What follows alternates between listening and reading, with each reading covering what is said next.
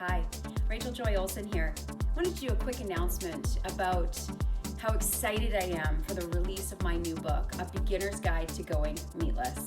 It has finally arrived, and it has been a year of working on this passion project, and it's been absolutely amazing. So I want to talk a little bit about who this book is for and what you can expect in the book. So first of all, the book is for everyone. This book is for the person who is curious about a plant-based diet, but has no idea where to start. It is for the person who maybe already eats a plant-based diet, but would like to learn a few more recipes and to get healthier. This is also for an active individual who likes to take care of their body and just wants to learn how to be a little healthier. So this book really is for everyone. I have been vegan now for 10 years, and I get a lot of people asking me questions about it. My journey started a long time ago. It started over 20 years ago when I first decided to go vegetarian. My story is in here, so you'll be able to learn a little bit more about that. But then I slowly transitioned to a fully plant-based diet about 10 years ago. So let me tell you a little bit about the book. So the very first chapter is really about going meatless and what does it mean. There's a big craze out there now about plant-based diets, and I wish I had all this information back then when I first went, but I do believe that I was part of the movement. And years ago, I had no one else in my life who had or was going or living plant-based, and I know that I inspired a lot of people to do it when I went because no one was really doing it.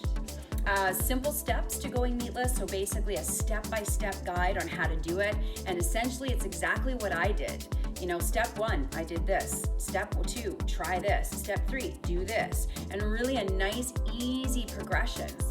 2 full chapters on what is the meaning of whole food nutrition, because there's a lot of talk about that nowadays, and the science behind nutrition.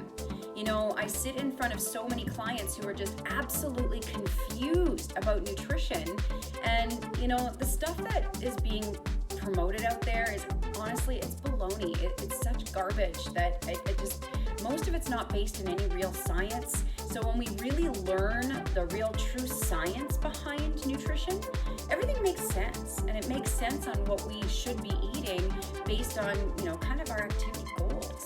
So I talk a lot about that, so you can learn a little bit about the science behind nutrition, things such as what exactly are macronutrients and how much do you need to be healthy. I talk a little bit too about the micronutrients as well. What are they and how much do you need? One chapter on essential tools for your kitchen. I believe that one of the main reasons why I love being in the kitchen and making food now is because I got to play with some great tools in the kitchen. When I invested in a set of high quality knives and a really good food processor, that's when I really started to get passionate about making food. So it really makes a difference when you're working with good tools. A full chapter on suggested ingredients. So these are some of the main ingredients I suggest having on hand most of the time, right, for your basic recipes. So a full chapter on that. Full chapter on meal planning, meal prepping. It's really not that hard, and yet it makes life so easy when you do it. Of course, a full chapter on recipes. I know that's what everybody loves, and people kept asking me, when's your recipe book coming out? Well, it's not a recipe book. It has recipes in it, but unlike my last book, it's not a full recipe book, but you do going to have over 40 recipes in the book. Now, I've kept these recipes extremely simple and basic. These are so easy that anyone can make them. And the reason why I chose these simple recipes was because, well, much of them are foods that I make on a regular basis. We love to eat the foods that are in this book. And another thing is, gourmet recipes are amazing. But half the time they contain ingredients or real prepping that most people don't have time to do, and you don't understand what the ingredients are. So I kept them really basic for you. A lot of these are really easy and really simple to make, minimal prep and basic ingredients. So I think you're gonna love them. I know I do, I eat them all the time. Another chapter on how to make everything meatless. What I loved about writing this chapter is that basically it was about so many of the questions that I got. Okay, well, how do I replace this with this? What do I use for this instead of this? So if you wanted to make everything meatless, I have a this versus that chart that you can literally open up, photocopy it if you want to, put it on your fridge, keeping it very simple for you so that you can really learn the simple substitutions when you're making any recipe. There's a couple of recipe examples in there on how to make the switch. Okay, here's a traditional recipe, ones that people love. How do we turn that into a meatless dish?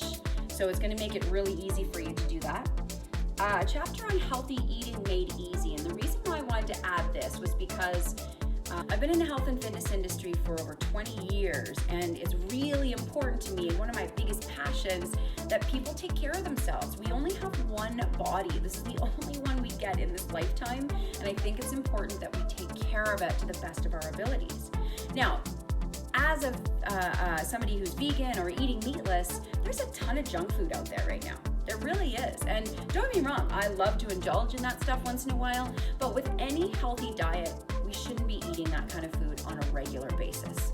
So I talk a lot about what are some of kind of my favorite junk food, meatless foods that, certainly indulge. Some of them are a lot better choices than, your kind of traditional junk food, but still something we shouldn't be consuming on a regular basis. So I talk about how do we do this to make the transition to a meatless diet in the easiest way, but make it also healthy as possible, right? Because there's no sense making the transition if you're going to get sick, right? The whole purpose really of promoting a plant-based diet, and that's kind of why a lot of physicians and a lot of health professionals do, is because if it's done right, it truly is the healthiest way to eat. And then the last chapter is on living a meatless lifestyle, and it's about once you embrace a meatless lifestyle, what are some of the other things you might think about? What are the implication and positive benefits you have on the environment and on the animals and animal welfare? So I talk a little bit about that as well. There's a resource section in here that allows you to search for books and documentaries and other areas that you can learn more. I do believe that this is a great starting guide, a starting point, or an addition to other material, but I do believe it's important that we continue to educate ourselves on what is out there for us and what is the information. And then a full reference guide. So any of the science that I speak about, I reference a lot of studies and a lot of people who have been really lucrative in the industry of plant-based diets and really understand the true nutrition behind it.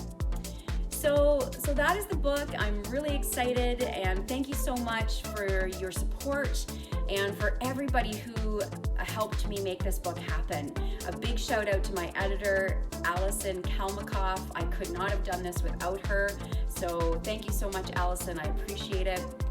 To KJ Kleefeld, 413 Studios, KJ Pictures, for taking some of the pictures in here. So I really appreciate that. My good friend Patty Meinall for doing some initial preliminary edits and trying some of the recipes. And my mother, Shelley Goldbeck, who's always been, I'm sure, my biggest fan. She's edited all my books. She's given me feedback. And so thank you so much to everybody. And of course, to everybody else who has supported me, all my clients along this journey. I may not have mentioned you here, but I absolutely appreciate all of your support, all of your feedback, and everything that you have done for me in my life. Thank you so much. And thank you for your support.